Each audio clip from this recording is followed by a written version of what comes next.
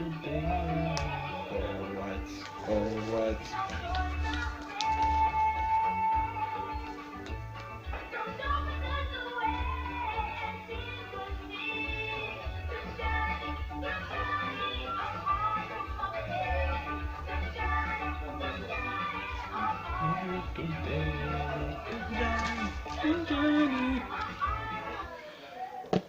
Alors, chers téléspectateurs de Urinos TV, bonjour et bienvenue sur votre Web TV, votre plateforme de dénonciation des violations des droits humains au Cameroun et en Afrique. Michel Biemton, je suis votre humble serviteur, toujours à votre service. Alors, je vais commencer cette vidéo par tirer un coup de chapeau à un ministre de la République, un ministre anglophone,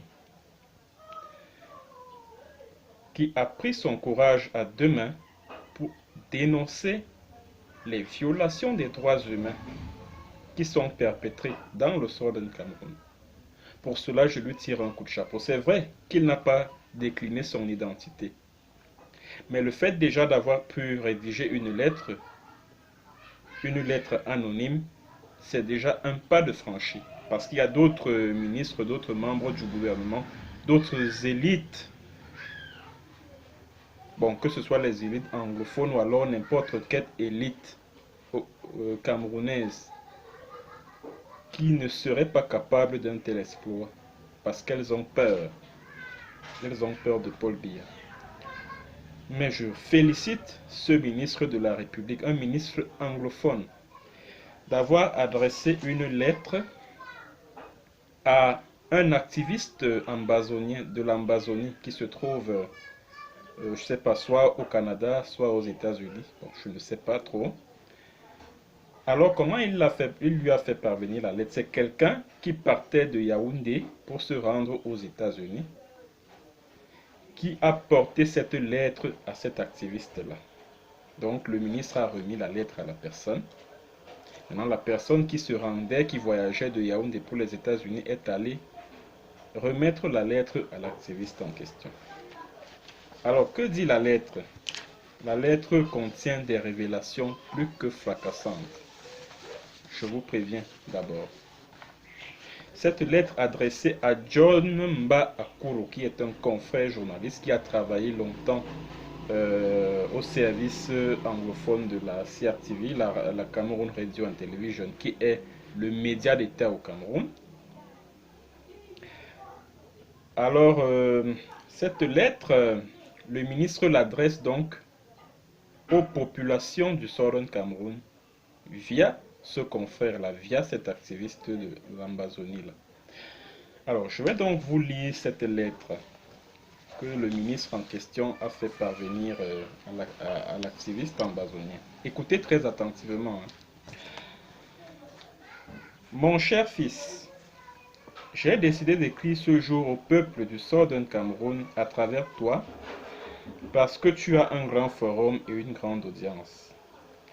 Je t'écris pour que le peuple de l'ex-Ouest Cameroun ait des informations de première main sur ce qui se passe entre nous, ministres et élites de nos deux régions.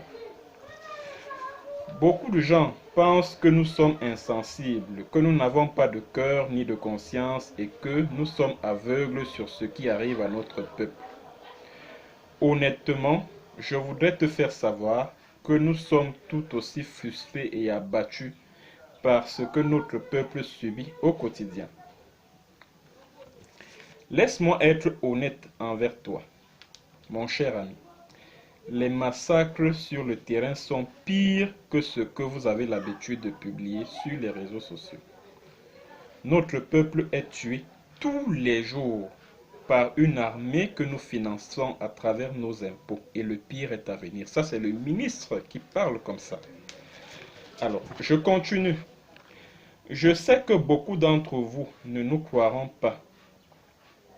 Nous sommes plus en mauvaise posture que vous. Toutes les oreilles, tous les yeux et tout ce que vous pouvez imaginer sont tournés vers nous.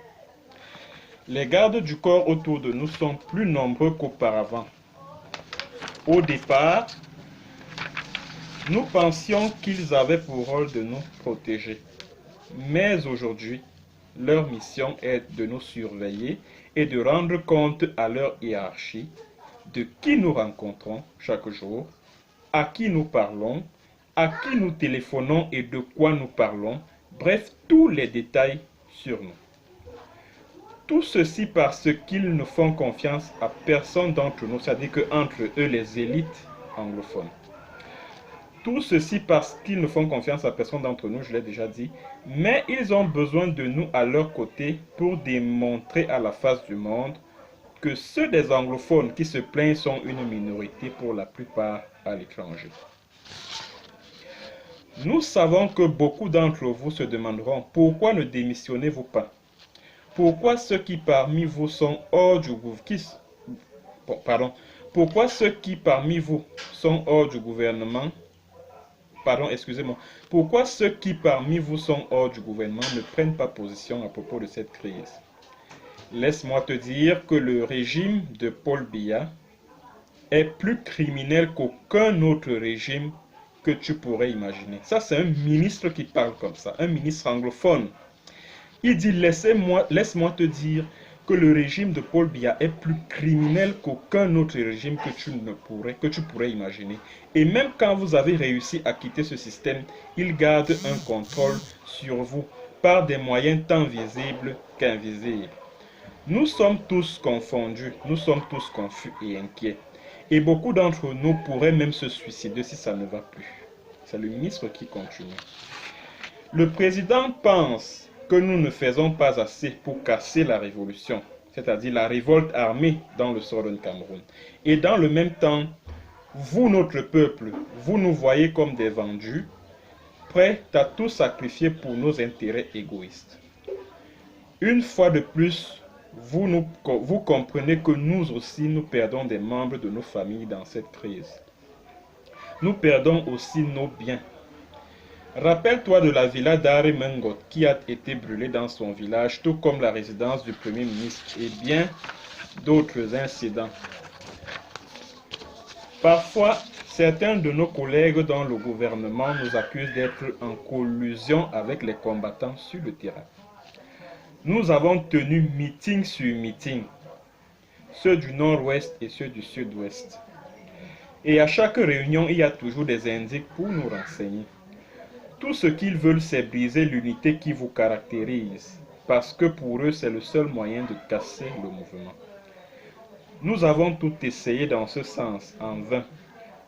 Là, il parle au nom des élites anglophones, le ministre en question. Nous avons tout essayé dans ce sens, en vain. Nous avons même monté un groupe de jeunes pour semer la confusion sur le terrain. Mais toujours et souvent, ils se sont retournés contre nous et nous avons été forcés par le gouvernement de sacrifier certains d'entre eux. Nous avons finalement compris que les anglophones seront dans une situation pire. Beaucoup d'entre nous pourraient être tués l'un après l'autre. Nous sommes désormais inquiets quant au futur de notre territoire. Il est possible que ce soit ma première et dernière lettre à toi. J'espère que tu ne dévoileras pas mon identité, car si tu le fais, tu sais ce qu'il adviendra de moi à l'immédiat. Je voudrais que tu passes ce message à notre peuple. Dis-lui que nous semblons insensibles, mais sommes avec vous tous. Donc nous semblons insensibles, mais nous sommes avec vous tous. Nous savons que le salut des anglophones au Cameroun dépend de la manière dont prendra fin cette révolution. Sache-le de nous. Si vous êtes défait par les armes, l'histoire vous jugera aussi sévèrement que si vous n'aviez pas démarré cette révolution. Je le dis parce que le traitement auquel nous tous aurions droit par la suite en tant que peuple serait inimaginable. Je voudrais plaider au nom des populations qui contribuent en faveur des déplacés qui se trouvent dans différentes forêts. Retiens ceci. Nous ne contribuons pas parce que nous voulons, c'est une obligation et ceux qui ne contribuent pas sont considérés non seulement comme des loyaux, mais aussi des soutiens aux groupes armés. Dans cette contribution, une partie ira aux populations juste pour une mise en scène, mais une importante autre servira à ce que je ne saurais te dire pour le moment. Je voudrais que tu dises à notre peuple de faire très attention quand il reçoit des membres des délégations gouvernementales que nous formons. Certains à nos côtés sont des militaires, dont il veut dire des militaires en civil. Les militaires viendront dans les jours qui viennent remettre des motos aux jeunes des communautés sous le prétexte de relancer leurs activités économiques après que celles qu'ils avaient aient été brûlées. Celui qui utilise ces motos aura été dupé. Ces motos sont suréquipées d'appareils de localisation, de micros d'enregistrement et de mini-caméras qui permettront aux militaires d'avoir des informations sur ce qui se passe dans la localité. C'est la raison principale pour laquelle j'ai écrit cette lettre. Certains d'entre nous ont refusé de se taire et voir ces actes inhumains se perpétuer. Vos garçons, là il parle maintenant des combattants anglophones sur le terrain. Vos garçons sont en train de massacrer ces militaires terriblement. Ça c'est ce qu'il dit. Et j'essaye de comprendre comment des jeunes sans formation militaire peuvent le faire. C'est une source de grande inquiétude et nous en sommes horrifiés. C'est pour cette raison que tous les moyens sont mis en œuvre pour vous contenir. J'ai été choqué de voir le ministre de la Défense proposer au gouvernement qu'il a accepté que 600 millions de francs CFA soient débloqués pour organiser les funérailles de centaines de militaires tués dans nos deux régions. La liste annexée à cette requête comporte au moins 1 millier de noms. C'est une humiliation pour l'État. Je sais que cette décision de débourser cet argent sera publiée sur les réseaux sociaux. C'est horrible, chers frères, et le futur est incertain. La situation est devenue confuse depuis que le président a annoncé, il parle du président de la République, qui a annoncé qu'il se porte candidat pour un autre mandat. Nous pensions qu'il allait céder à la pression internationale et laisser un autre prendre les rênes du pouvoir. Nous sommes dans un dilemme et nous sommes en train de prier pour que vous parveniez à nous libérer tous. Les semaines qui viennent seront très dures pour nous et seule l'unité et la coopération vous seront utiles. Le gouvernement va bientôt faire revenir au pays des centaines de snipers formés à l'étranger pour faire plus de dégâts et permettre que la présidentielle se tienne dans les deux régions du nord-ouest et du sud-ouest, qu'il pleuve ou qu'il neige. Si vous êtes divisés, vous serez vaincus. Les députés et sénateurs qui ont tenté de démissionner sont dans de sales draps. Il parle des députés et sénateurs du RDPC, bien sûr, le parti au pouvoir au Cameroun. On continue la lettre. Laisse-moi te révéler que plus de la moitié de ces députés et sénateurs veulent la séparation plus que vous. Mais ils ont peur de ce qui leur arrivera s'ils démissionnent. Je sais que beaucoup d'entre vous diront « Mais ils ont été élus par le peuple. » Mais ces parlementaires représentent le gouvernement. Ils font ce que nous leur demandons de faire. Les parlementaires de l'opposition ne peuvent pas démissionner. S'ils le font, les militaires seront à leur trousse et ils seront traités de terroristes et arrêtés. Nous sommes déjà en enfer. Nous sommes tous en enfer, mon frère. Les prières sont que ceux qui réussiront à démissionner se réfugient dans une ambassade étrangère pour demander la protection. Autrement, ils vivront pire que ce qu'ils connaissent actuellement. À nos frères et sœurs qui sont dans l'armée, c'est-à-dire les anglophones qui sont dans l'armée, qu'ils sachent que beaucoup d'entre eux seront tués. Le ministre de la Défense est convaincu que ce sont eux qui vendent des renseignements aux combattants en brousse quand l'armée planifie une attaque. C'est pour cela que bon nombre d'entre eux ont été piégés et tués. Le ministre de la Défense estime qu'il est difficile de travailler avec eux. Je ne sais pas quoi leur conseiller pour se protéger. Enfin, laisse-moi te dire ceci. Nous allons être obligés de financer des conflits tribaux. Banyangi contre Bakossi, Oroko contre Bakweri, Meta contre Nsor, etc. Ça, ce sont les ethnies qu'on retrouve dans le Southern Cameroun. Puis, ça va dégénérer dans le nord-ouest et le sud-ouest. Si vous tombez dans le piège, vous êtes mal barré. Si vous êtes sage, ignorez-nous. Le président va bientôt procéder à de vastes nominations, puis sur fond de division, pour vous briser, vous peuple. mais vous devez rester unis. Voilà ce que je voulais vous dire. Si j'ai d'autres opportunités, je n'hésiterai pas à vous aider. Dans le cas contraire, tenez-vous-en à ce que je viens de vous dire. J'espère que cette lettre te parviendra avant la survenue des événements que j'ai mentionnés dans la lettre. Courage mon frère, courage mon fils, courage à notre peuple. Voilà. Voilà donc la lettre que le ministre en question, un ministre anglophone, a adressée à un activiste ambazonien qui est basé au Canada. Ça montre à quel point, même au sein de l'élite anglophone, on en a marre, on n'en peut plus.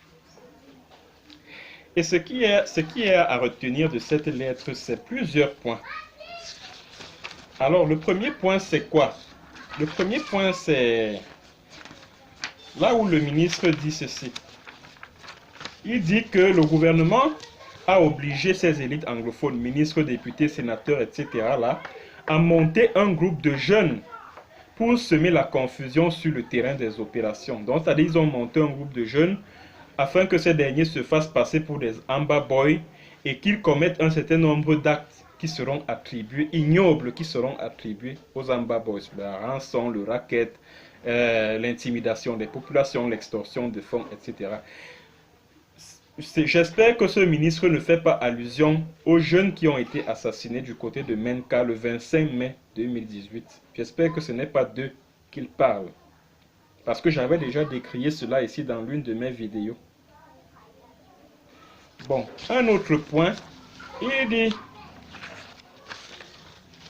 les motos qu'on distribue à certains jeunes dans certains villages du Southern Cameroun sont équipés d'appareils de détection, d'enregistrement audio-vidéo qui permettent aux militaires de localiser, d'avoir une vue sur les mouvements de certaines personnes dans ces localités. Donc, que ces jeunes ne prennent pas ces motos.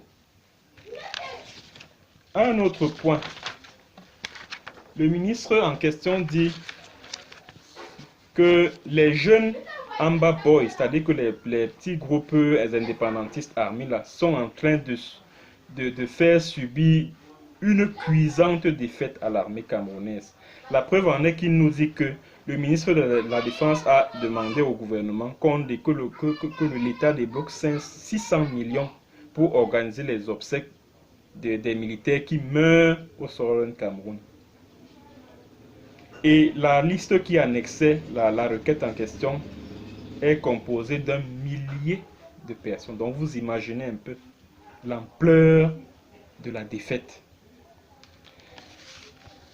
Bon, il dit également que puisque Paul Biya tient à ce que la présidentielle se tienne dans le Southern Cameroun, il va faire venir des snipers, c'est-à-dire que des tireurs d'élite. Ils seront habillés en civil lors de la campagne électorale, puis lors du vote. Donc ils sont formés à l'étranger, on va les faire venir ici pour qu'ils continuent à intimider la population, à tuer sur des gens, à terroriser les populations afin que ces dernières soient obligées d'aller voter.